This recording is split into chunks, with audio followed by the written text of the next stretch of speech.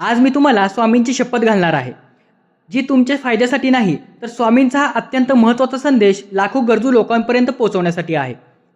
भक्तांनो, आजच्या धावपळीच्या युगात नोकरी, व्यवसाय आणि प्रवासाच्या गडबडीमुळे अनेक स्वामी भक्तांना घरात देवघरासमोर बसून तासनतास नित्यसेवा करायला वेळ मिळत नाही.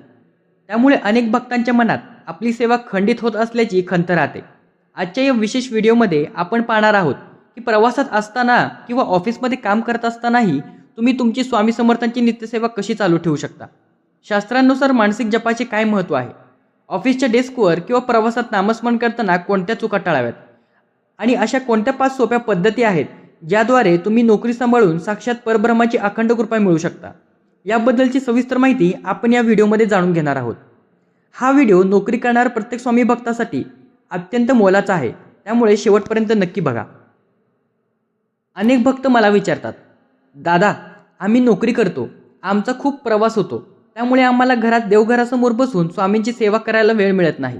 मग आमची नित्यसेवा खंडित होते का? स्वामी आमच्यावर कोपतील का? प्रवासात किंवा ऑफिसच्या जागेवर बसून आम्ही स्वामींची सेवा करू शकतो का? आणि जर केली तर त्याचे काही कडक नियम आहेत का? माझ्या प्रिय भक्तांनो, आजचा हा विशेष व्हिडिओ आणि अत्यंत सविस्तर आहे. व्हिडिओ तुमच्या या सर्व शंकांचे निरसन नक्की करेल.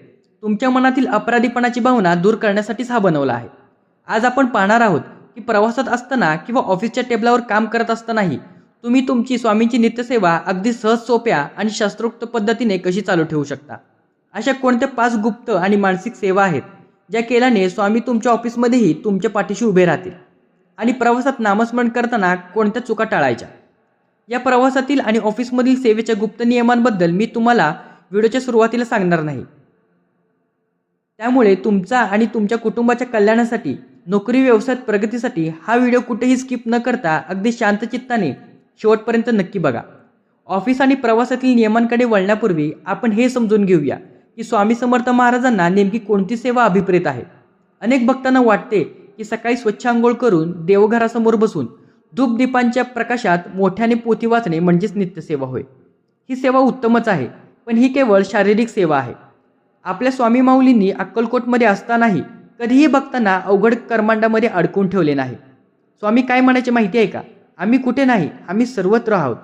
याचा अर्थ असा की जेव्हा तुम्ही घराबाहेर पडता तेव्हा स्वामी घरातच राहत नाहीत, ते तुमच्यासोबत तुमच्या प्रवासात आणि ऑफिसमध्येही येतात.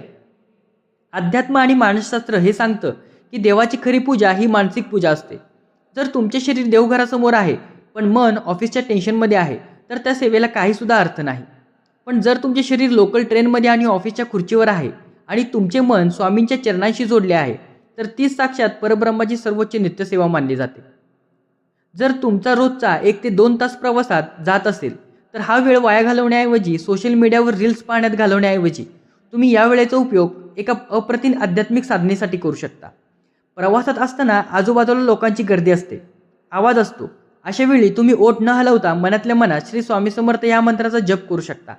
मनातल्या मनात केलेल्या जपाला अध्यात्मात अजाप जप असं म्हणलं जातं किंवा मानसिक जप असं म्हणलं जातं, ज्यांचे फळ मोठ्याने केलेल्या जपापेक्षा 10 पटीने जास्त असते. यासाठी तुम्हाला कोणत्याही माळेची किंवा आसनीची गरज नाही. आजचे 2016 चे आधुनिक तंत्रज्ञान आहे. तुमच्या मोबाईलचा वापर स्वामींच्या सेवेसाठी करा. प्रवासात असताना कानात हेडफोन्स किंवा इयरबड्स टाका आणि यूट्यूब किंवा ऑडिओ ॲप्सवर स्वामी चरित्र सारामृत, तारक मंत्र किंवा स्वामी समर्थ स्तोत्र ऐका.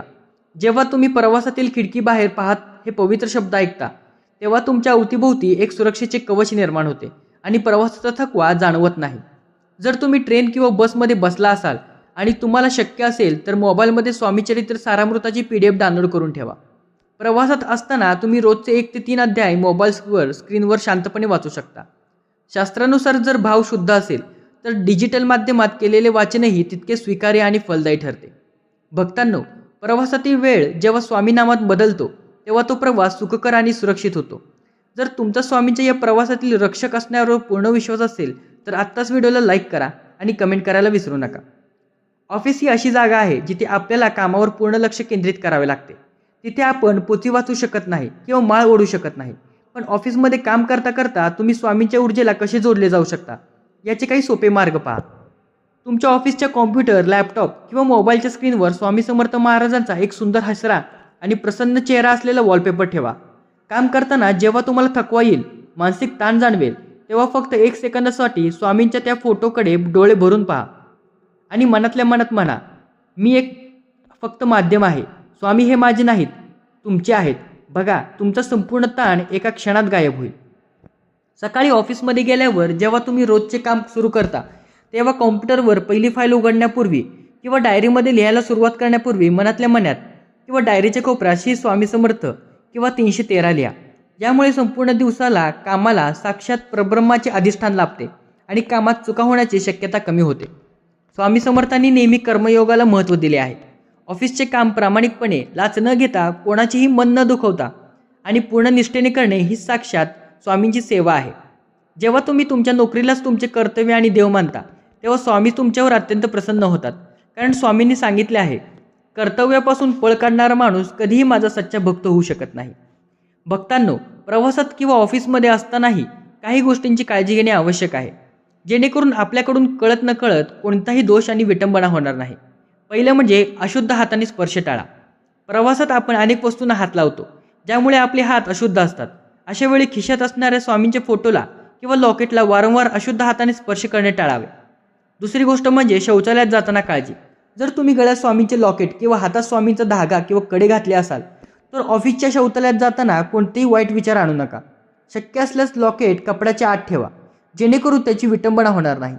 मुख्य म्हणजे मनात अशुद्धता नसावी, कारण स्वामी शरीरापेक्षा मनाची शुद्धता पाहतात. तिसरं म्हणजे शक्ती किंवा देखावा करू नका. ऑफिसमध्ये आजूबाजूला इतर धर्माचे किंवा वेगवेगळ्या विचारसरणीचे लोक असतात. तिथे कोणावरही आपली भक्ती लादू नका किंवा मोठ्याने मंत्र म्हणून देखावा करू नका. आपली भक्ती ही अत्यंत खाजगी आणि शांत असावी. स्वामींना शांतता खूप प्रिय आहे. भक्तांनो, प्रवासात किंवा ऑफिसमध्ये असताना मनातल्या मनात श्री स्वामी समर्थ नामस्मरण ऐकण्यामागे केवळ धार्मिक कारण नाही, तर याला वैज्ञानिक आधारही आहे.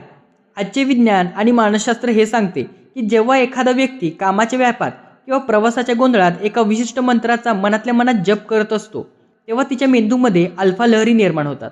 या लहरींमुळे मानवी मन अत्यंत शांत आणि एकाग्र होते. ऑफिसमध्ये काम करताना येणारं वर्क प्रेशर किंवा एन्झायटी या नामस्मरणामुळे एका झटक्यात कमी होते. नामस्मरण केल्याने शरीरातील कॉर्टिसोल नावाचे स्ट्रेस हार्मोन कमी होते आणि डोपामाइन वाढते, ज्यामुळे कामात नवीन ऊर्जा आणि क्रिएटिव्हिटी निर्माण होते. म्हणजे स्वामींची ही नित्यसेवा तुम्हाला मानसिकदृष्ट्या सक्षम आणि ऑफिसमध्ये सर्वात यशस्वी व्यक्ती बनवण्यास मदत करते. प्रिय स्वामी भक्तांनो, आजच्या काळात नोकरीच्या गडबडीत अनेक जण नित्यसेवा करू शकत नाहीत.